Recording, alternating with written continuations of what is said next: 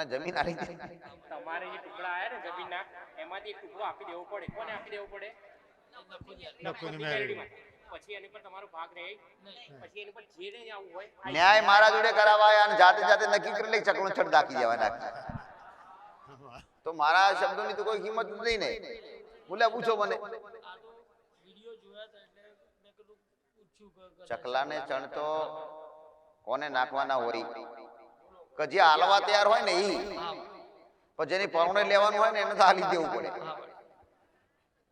હાલી દો ને, હાલી દો એને જગ્યા કાઢીને હાલી દો કે એ માં જગ્યા તારી, હવે કોઈ નડતી નહીં, ઓગરી બધાને કહેવાય. પણ એ અત્યાર સુધી વાપરી હોય ને એટલે એનો દંડે હાલવો પડે અને એની કિંમત કરવી પડે. અત્યાર સુધી એમાંથી લીધું હોય આપણે એનું ભાડું હાલવું પડે. હાલવું પડે ને. આજ સુધી એની જગ્યાએ નખો જેની વાપરી એનું ભાડું હાલવું પડે. એ ભાડાની રકમ ગણવી પડે.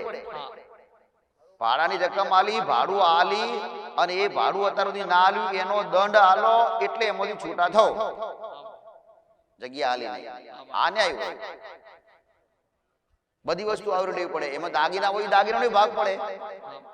ખાટલા હોય તો ખાટલાનો પડે, વાસણ વાસણનો પડે. પડે ને.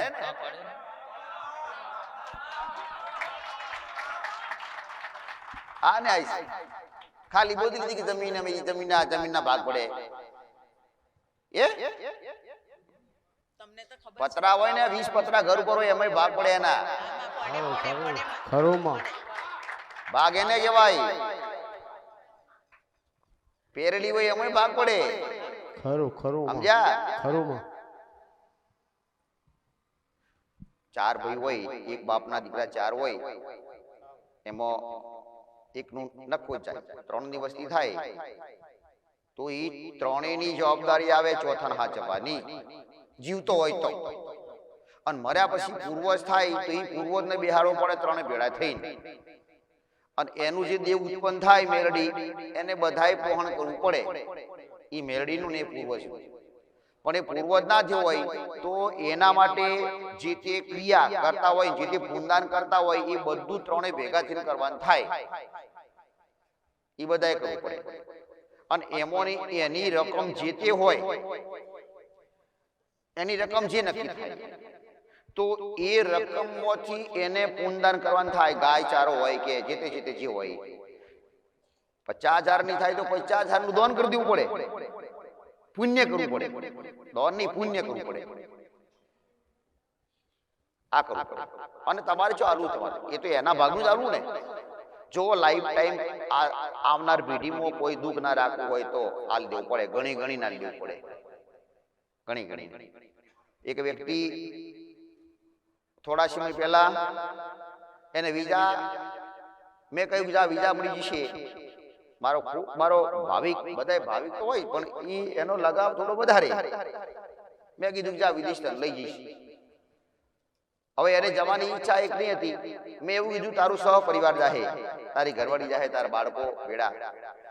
તો ખખડી નશ્યા કે માં તો સારું. મારી જીબાન પડી ગઈ. તૈયારી કરી, પાસપોર્ટ મળ્યા, વિઝા મળ્યા અને છેલ્લે એક કાગળ માટે હોજે પ્લેનમાં બેહવું અને કાગળ આવ્યું નહીં.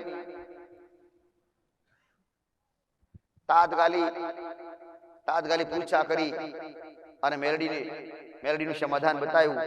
તો એ નખોજાના ભાગ પાડ્યા હતા ને ત્યારે એને નખોજાનો ભાગ ખાલી એને ઈ જમીનનો જ પાડ્યો હતો, જમીન અને ઘરનો.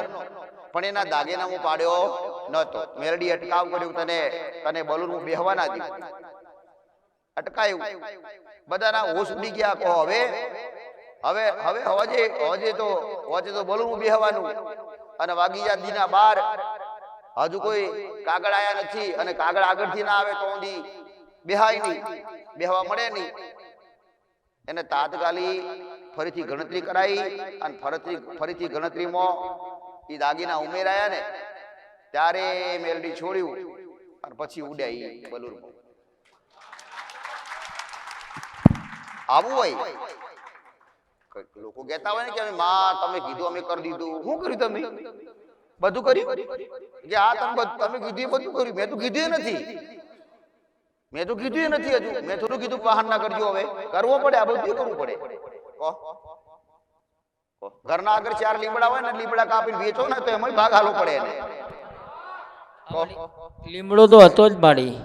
હાલવા પડે, હાલવા પડે.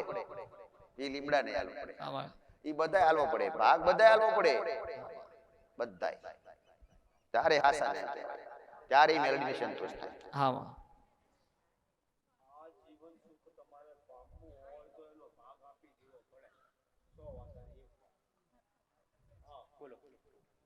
હા મારી ભાગ આપવા તો તૈયાર જ છે. એનો જે થતું હશે વ્યક્તિ મરી જાય ને એટલે બધા વાસણ બાસણ ખાટલા બાટલા બધું હાલે પત્તરમાં. હા એ ભાઈ હા માં. એની વસ્તી બધી હાલે, પણ જેને વસ્તી ના હોય હા વાત સાચી છે મારી. ઈ એના ભાઈ હાલે, હા તો ઈ બધું હાલે પત્તરમાં. પણ એની મિલકત કેમ નથી હાલતા? ઈ હાલ દેવી પડે ને. ઈ ઉલે રાખો તમે. શું સત્ય નથી આ? વાત સાચી છે મારી. પણ આજનો લોભી સત્ય સમજવા તૈયાર નથી. હા તો ખરું. ઈ સત્ય સમજે તો હાલવું પડે.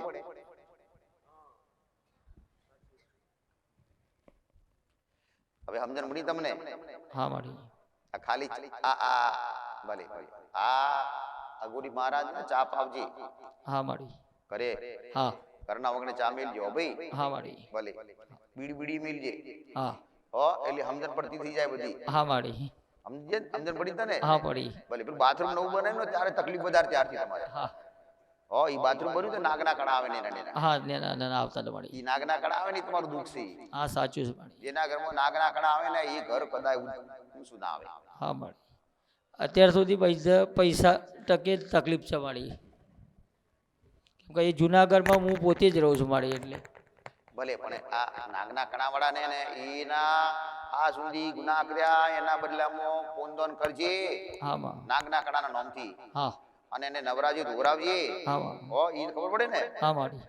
વાહ નવરાજી ધોરાજી. એક વ્યક્તિ બોલ્યો કે માં નાગ ચોથી લાવું, હાથ ચોથી આવે માં? અરે ગોડા તારી અજ્ઞાનતાના કારણે બધાને હા આવું નહીં. કઈ રીતે એને નવરાવા ઈ તમારા આત્માથી તમને થાવું છે. જ્યારે દૂધ રેડતા હોય ઈ થાળી હોય નીચે તોબાની હોય તો ભલે, ના હોય તો કોઈ પણ ચાલે. માથે રેડો ને હોય કોઈ નહીં, થાર અંદર જ પડે થાળીમાં. પણ તમને મનથી એવું લાગવું છે કે ગોગા મહારાજ વચ્ચે ઊભા હું નવરાવું છે એને. એવું થવું છે. હા માં. તમને અંદરથી આત્માથી એવું થવું છે કે આ નાગ ઈ નાગના પર હું અભિષેક કરું છું. હા માં. એવું તમને અંદરથી થાય. હા જે તમારી એક અંગ્રેજી ભાષામાં નથી કે ફીલ થાતું, ફીલ હા એવું ફીલ થાય. હા માં. આ ફીલ કહેવાય ને. હા હા એવો તમને અહેસાસ થાય. હા મારી. અહેસાસ થાય કે આ મહારાજ છે. હોય નહીં પણ એવો અહેસાસ થાય તમને. એ અહેસાસ થાય એટલે તમારો તાર છેક મહારાજના પાસે પહોંચે. કોઈ પણ દેવને નવરાવતા હોય તો એની પ્રતિમા તમારી હોમે તમને એવું લાગુ છે પ્રતિમા હોમે ઊભી છે એને તમે નવરાવો છો. આવું તો તમારા તાર પાકા જોડાયા. આવું પણ એ તાર ના જોડાવા દે ને તો કોઈ જ્યારે તાર જોડવાનું હોય ને આખો દી મામા કરતા હોય, જ્યારે આવું કાર્ય કરવાનું આવે તાર જોડવાનું આવે ને ત્યારે એ આવી જાય ને એટલે તમારું ધ્યાન લઈ જાય બીજે. એ તાર જોડાવા જ થાય. આવું થાય. ભક્તિ કરવી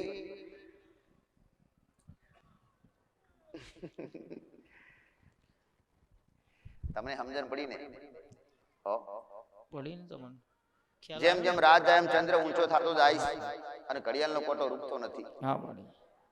રોકે? હા હા મળે. અને આ ગોરી મહારાજને રોજ આપું કે રવિવારના દિવસે જ આપું ખાલી? તો ભાઈ આને સમજાવ નહીં છે ભાઈ.